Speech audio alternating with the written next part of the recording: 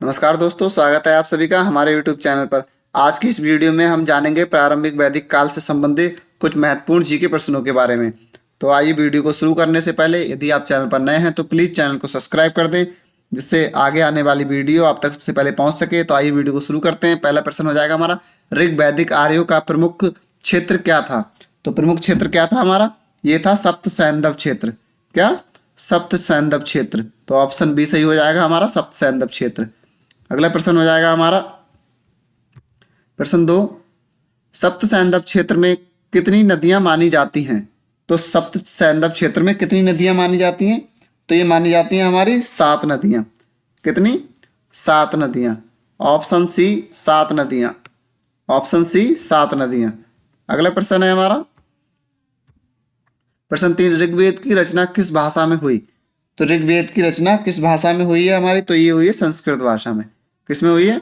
संस्कृत भाषा में हुई है। तो ऑप्शन सी संस्कृत भाषा में हुई है। अगला प्रश्न हो जाएगा हमारा अगला प्रश्न है हमारा प्रश्न 4, ऋग्वेद में कुल कितने मंडल हैं? तो ऋग्वेद में कुल कितने मंडल हैं हमारे? 10 मंडल हैं। कितने? 10 मंडल हैं। ऑप्शन सी 10 मंडल हैं। अगला प्रश्न हो जाएगा हमारा प्रश्न 5, ऋग्वेद में कुल कितने सूक्त हैं? ऋग्वेद में कुल कितने सूक्त हैं? तो ऋग्वेद में कितने सूक्त हैं हमारे? 1028। कितने? 1028। Option B 1028। अगला प्रश्न हो जाएगा हमारा प्रश्न 6, ऋग्वैदिक काल का मुख्य देवता कौन था? तो मुख्य देवता कौन थे हमारे? इंद्र थे। मुख्य देवता कौन थे? इंद्र। Option B Indra. अगला प्रश्न है हमारा प्रश्न 7, ऋग्वेद में सर्वाधिक सूक्त किस देवता को समर्पित हैं? तो ऋग्वेद में सर्वाधिक सूक्त किस देवता को समर्पित हैं? तो किसके लिए समर्पित है ये? इंद्र देवता के लिए। किसके लिए समर्पित है? इंद्र देवता के लिए। ऑप्शन सी इंद्र देवता। अगला प्रश्न है हमारा प्रश्न 8, ऋग्वैदिक काल का मुख्य व्यवसाय क्या था? ऋग्वैदिक काल का मुख्य व्यवसाय क्या था? तो ये क्या था हमारा? ये था हमारा पशुपालन। क्या था? पशुपालन। ऑप्शन बी पशुपालन। अगला प्रश्न है हमारा प्रश्न 9, गविष्टि शब्द का संबंध किससे है? गविष्टि शब्द का संबंध किससे है? तो ये किससे इसका संबंध? इसका संबंध है हमारा गायों की खोज या लूट से। क्या? गायों की खोज या लूट से। ऑप्शन बी गायों की खोज या लूट। अगला प्रश्न है हमारा प्रश्न 10, ऋग्वैदिक काल में भूमि का स्वामित्व किसके पास था? तो ऋग्वेद में भूमि का स्वामित्व किसके पास था? तो ये किसके पास था हमारा? जनजाति के पास। किसके? जनजाति के पास। ऑप्शन सी जनजाति के पास। अगला प्रश्न है हमारा प्रश्न 11, सभा और समिति का उल्लेख किस वेद में है? सभा और समिति का उल्लेख किस वेद में है? तो किस वेद में है? ये हमारा है ऋग्वेद में। किसमें? ऋग्वेद में। ऑप्शन सी ऋग्वेद में। अगला प्रश्न है हमारा प्रश्न 12, ऋग्वैदिक समाज की सबसे छोटी इकाई क्या थी? ऋग्वैदिक समाज की सबसे छोटी इकाई क्या थी? तो ये क्या थी हमारी? ये थी कुल। क्या थी? कुल। ऑप्शन सी कुल। अगला प्रश्न है हमारा प्रश्न 13, राजा को ऋग्वेद में किस नाम से जाना जाता था? राजा को ऋग्वेद में किस नाम से जाना जाता था? तो क्या कहते थे? राजन कहते थे। क्या कहते थे? राजन कहते थे। ऑप्शन सी राजन। अगला प्रश्न है हमारा प्रश्न 14, ऋग्वैदिक काल में कर को क्या कहा जाता था? ऋग्वैदिक काल में कर को क्या कहा जाता था? तो क्या कहा जाता था? ये कहा जाता था हमारा उपहार। क्या? उपहार कहा जाता था। ऑप्शन सी उपहार कहा जाता था। अगला प्रश्न है हमारा प्रश्न 15, ऋग्वैदिक काल में वर्ण व्यवस्था कैसी थी? ऋग्वैदिक काल में वर्ण व्यवस्था कैसी थी? तो ये कैसी थी? लचीली थी। कैसी? लचीली। ऑप्शन सी लचीली। अगला प्रश्न है हमारा प्रश्न 16, उत्तर वैदिक काल का प्रमुख क्षेत्र कौन सा था? उत्तर वैदिक काल का प्रमुख क्षेत्र कौन सा था? तो ये कौन सा था? ये था हमारा गंगा यमुना दोआब। कौन सा? गंगा यमुना दोआब।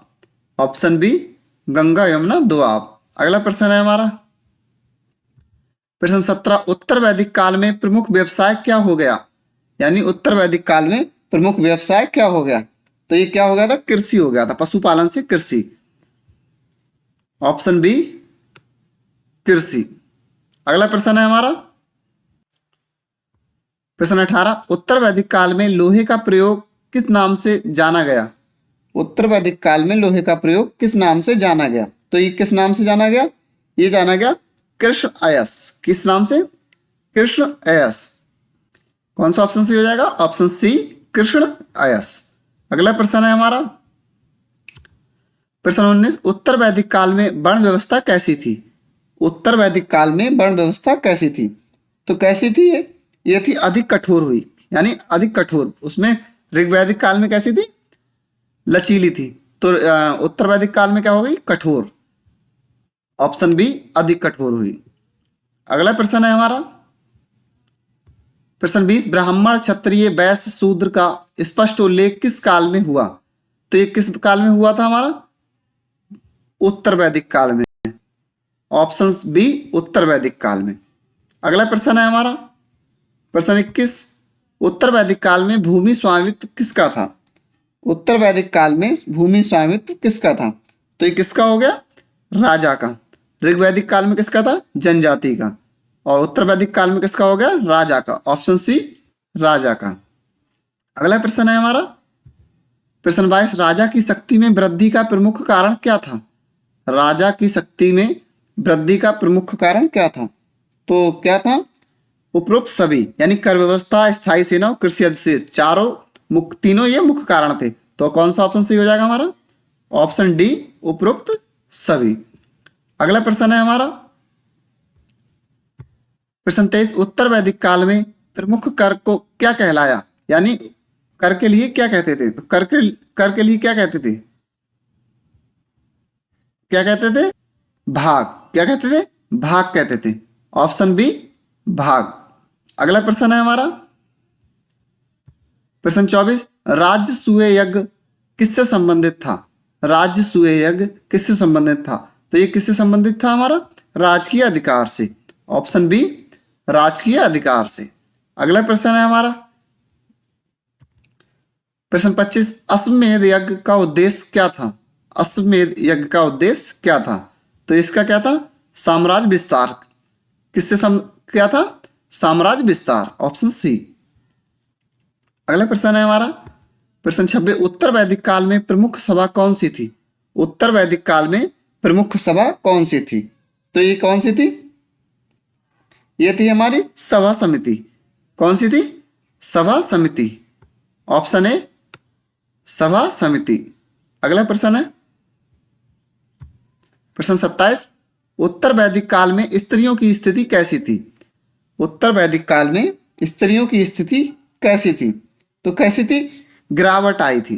कैसी? गिरावट, यानी नीची हो गई थी। ऑप्शन सी गिरावट आई। अगला प्रश्न है हमारा प्रश्न 28, उत्तर वैदिक काल में आश्रम व्यवस्था कैसी थी? तो आश्रम व्यवस्था कैसी थी? ये थी प्रारंभिक रूप में थी, यानी स्टार्टिंग ही हुई थी उस टाइम पर। अगला प्रश्न है हमारा प्रश्न 29, ब्राह्मण ग्रंथ किससे संबंधित है? ब्राह्मण ग्रंथ किससे संबंधित है? तो ब्राह्मण ग्रंथ किससे संबंधित है? यज्ञ विधि से। किससे? यज्ञ विधि से। ऑप्शन बी यज्ञ विधि से। अगला प्रश्न है हमारा प्रश्न 29, उपनिषद किस विषय से संबंधित है? उपनिषद किस विषय से संबंधित है? तो ये किससे संबंधित है? दर्शन से। किससे संबंधित है? दर्शन से। ऑप्शन बी दर्शन से संबंधित है। अगला प्रश्न है हमारा प्रश्न 31, वेदों की कुल संख्या कितनी है? तो वेदों की कुल संख्या कितनी है? 4 वेद हैं। कितने? 4। ऑप्शन सी 4 वेद हैं। अगला प्रश्न है हमारा प्रश्न 32, सामवेद का संबंध किससे है?